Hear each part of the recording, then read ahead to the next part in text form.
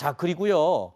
또 새로운 의혹이 제기가 됐습니다. 경기도 곳곳에서 대장동과 똑같은 판박이식 이 개발 사업이 추진됐다라는 이야기가 여기저기서 흘러나오고 있습니다. 이른바 제2의 대장동으로 불릴 수도 있다라는 백현동 개발 사업 현장으로 가보시죠. 자, 지난해 6월에 입주를 시작한 백현동의 한 아파트입니다. 아파트 뒤쪽으로 보면요. 최대 높이가 50m에 달하는 옹벽이 있는데요. 부동산 개발업체가 작성한 초기 사업 계획을 보면 50m보다 훨씬 낮았습니다. 하지만 이 옹벽을 높여서 세대수를 늘렸다는 의혹이 제기되고 있는 건데요. 최초 설계된 전체 세대수는 929가구였습니다. 하지만 실제로 분양한 물량은 아파트 1223채로 당초 계획보다 300채 가까이 늘어나게 된 건데요. 부동산 업계에서는 땅을 더 깊이 파고 옹벽을 더 높이 세우는 방식으로 세대수를 늘린 게 아니냐, 이런 문제점을 지적하고 있는 것 같습니다. 자, 그런데 일각에서는요, 이 최대 50m에 달하는 옹벽 높이, 웬만한 높은 아파트 높이에 달하는 건데 이게 현행 산지관리법 규정에 위반되는 높이다, 이런 지적이 있습니다. 어떤 점이 위반이 되는 거죠? 일단은 저 옹벽이 저렇게 이렇게 높으면 나중에 이제 큰 비나 이런 것들 때문에 이제 사고의 위험들이 있기 때문에 네. 옹벽의 높이는 이제 말씀드렸던 것처럼 한 15m 내외로 제한하도록 이제 규정이 되어 있는데, 아, 그렇군요. 지금 눈으로 육안으로만 봐도 15m 훨씬 넘죠. 실제로 폭이 300m, 높이가 50m로 가는데 아하. 문제가 뭐냐면요. 여기가 산을 거의 수직으로 깎아서 만든 곳이에요. 네. 근데 여기 서울 비행장 근처입니다. 그러면 당연히 일정 높이 이상의 아파트를 못 짓겠죠. 그렇죠. 그러면 일정 높이 이상의 아파트를 못 지면 여기 용적률의 손해를 봐야 되는 거예요. 네. 그럼 용적률의 손해를 안 보려면 어떻게 하면 될까요? 땅을 더 땅을 판다. 파면 됩니다. 그거를 성남시가 허가를 좀 해줬다는 그게 거죠. 이해가 안 되는 거예요. 그리고 이게 그러니까 말 그대로 옹벽을 옆에 세우면서 깊이 파서 300가구 정도의 세대수를 더 늘렸다면 네. 그럼 분명히 이 개발에 참여한 사람들 입장에서는 돈이 훨씬 더 많이 되겠죠. 네. 그러니까 지금 이 과정이 백현동 개발에 이것도 뭔가 특혜를 준 건 아니야. 이 다음에 나올 지금 자연녹지에서 준주거지로 4단계나 상향했던 것도 문제지만 이게 지금 가능했다라는 건 도저히 납득이 안 된다. 물론 관계자들은 그 당시 참여했던 사람들의 안전성 다 확보됐다고 해서 문제가 없다고 하는데, 네. 지금 그 감사원에서 지금 감사도 하고 지금 논란이 돼서 그렇지만 큰 문제는 없다는 취지인데 이게 문제가 아니라는 건 좀 이해가 좀 되지 않나요? 근데 이게 성남시장으로 이재명 시장이 근무하던 시절에 개발된 네, 맞습니다. 사업인 거죠? 맞습니다. 알겠습니다.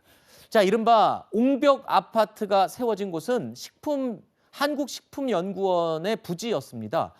지난 2011년 한국식품연구원은요, 개발이 제한된 자연 녹지 지역인 부지를 매각했었는데요.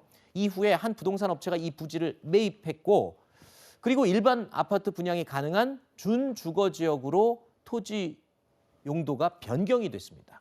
그런데 이 용도 변경이요, 단계가 있는데 단계별로 변경이 된 게 아니라 무려 4단계를 건너뛰어서 파격적인 상향 변경이 됐다는 건데요.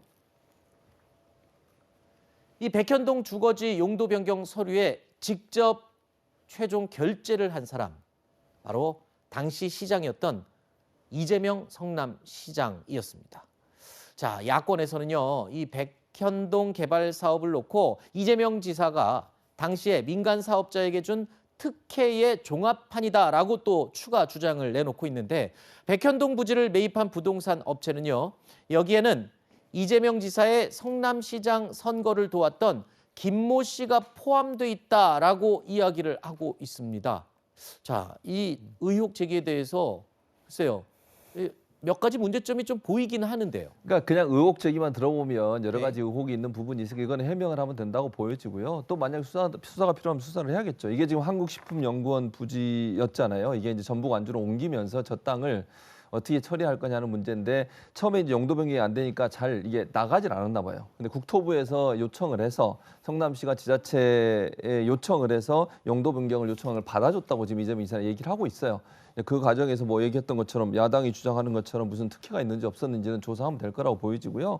그러니까 결국 그 이재명 지사가 자체적으로 선택한 것보다는 국토부에서 요청이 들어왔고 그 국토부 요청을 지자체는 따를 수밖에 없는 상황이어서 그걸 용도 변경을 해준 것이고 그래서 건물이 들어선 것이지 무슨 특혜를 준 건 없다라고 지금 얘기를 하고 있기 때문에 의견이 다른 부분은 조사를 통해서 밝혀질 거라고 봅니다. 네.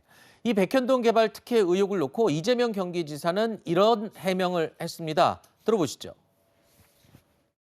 전혀 사실이 아닙니다. 그거는 국토부가 요청해서 한 일이고 저희가 응할 수밖에 없는 그런 상황입니다. 공공기관 이전 특별법에 보면은 43조 6항이 있다. 국토부 장관이 도시관리계획 이거 변경 요구하면은 지방자치단체장은 반영해야 된다. 의무 조항을 만들어놨습니다. 이걸 가지고 만약에 안 해주면 직무유기 뭐 이런 걸 문제 삼겠다고 협박을 해서 공공기여를 할 거를 내놔라 해서 저희가 약 8,000평 정도의 R&D 부지를 취득하는 조건으로 용도 변경도 해주고. 자, 이재명 지사의 이 해명의 핵심은 이겁니다. 이전 정권인 박근혜 정부의 국토부가 이 협박을 했고 지자체장으로서는 받아들일 수밖에 없었다. 이런 주장인 건데요.